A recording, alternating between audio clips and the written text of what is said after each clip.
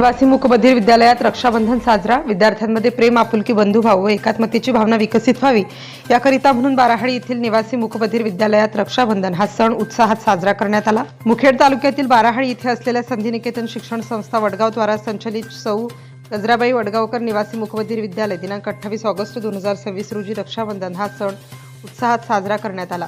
यावेळी शालेय विद्यार्थिनींनी आपल्या वर्गातील विद्यार्थ्यांना, गुरुजनांना राखी बांधली। या कार्यक्रमाचे अध्यक्ष नरसिंग अस्वले तर प्रमुख पाहुणे म्हणून विद्यालयाचे मुख्याध्यापक सुभाष जाधव, प्रमोद पाटील हे विचारपीठावर उपस्थित होते। या प्रसंगी Rathod, T G. Hashmi, S N. Jadhav, B S. Kalpe, P G. Ullewar, S M. Chewade, R T. सौ गुरु मुलवाड, पी.एन.